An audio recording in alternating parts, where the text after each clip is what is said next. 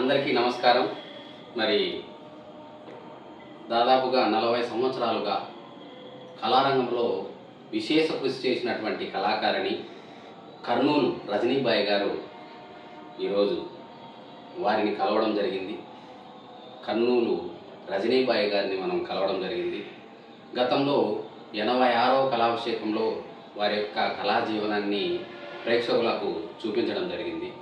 మరి ఈరోజు మన తేనె తెలుగు కల్చరల్ చారిటబుల్ ట్రస్ట్ ద్వారా ఒక గొప్ప కళాకారునికి ఒక ప్రశంసాపత్రం ఇవ్వాలనేటువంటి ఉద్దేశంతో మరి ఇక్కడికి వచ్చినాం. అనంతపురం మేడం గారు ఈ ప్రశంసాపత్రాన్ని మన తేనె తెలుగు కల్చరల్ చారిటబుల్ ట్రస్ట్ ద్వారా ఇస్తున్నటువంటి ప్రశంసాపత్రాన్ని స్వీకరించవలసిందిగా కోరుతున్నాం. మేడం నమస్తే. సార్, ఈ ప్రశంసాపత్రం ప్రదానం చేయడానికి జేఈ గారైనటువంటి రామకృష్ణ సార్ కూడా పాలు పంచుకోవాల్సిందిగా కోరుచున్నాం.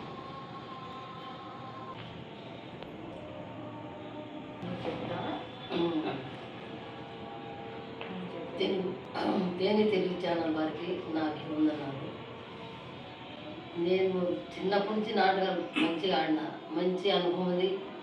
అవార్డులు తీసుకున్నా, చాలా చోట్ల ప్రశంసలు అందుకున్నాను. కానీ ఇవాళ నాకు ఆరోగ్యం బాగా ప్రోగ్రాం మానేసిన, కానీ ఎవరు నన్ను గుర్తించడం లే. గుర్తించి సహకరిస్తే బాగుంటుంది అని వాళ్ళకు నేను ధన్యవాదాలు. చూసారా, మరి మట్టిలో మాణిక్యాలు లాంటి ఎంతోమంది కళాకారులు ఎంతో సేవ చేసినప్పటికీ వారికి తగినటువంటి ప్రాధాన్యత ప్రాచుర్యం లేకపోవడం అనేది నిజంగా బాధాకరం.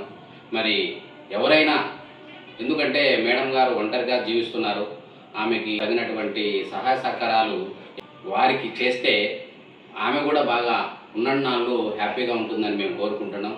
మరి దాతలు ఎవరైనా స్పందించవలసిందిగా కోరుచున్నాం. మరి మేడం గారి యొక్క ఫోన్పే నెంబర్ నేను వీడియోలోనే ఇస్తాను. మీరు ఎవరైనా కళా అభిమానులు, కళా పోషకులు, దయార్థ హృదయం కలిగినటువంటి వాళ్ళు మేడం గారికి డైరెక్ట్గా మీకు తోచినంత ఆర్థిక సహాయాన్ని చేయాలని మరీ ప్రార్థిస్తున్నాం. Thank you.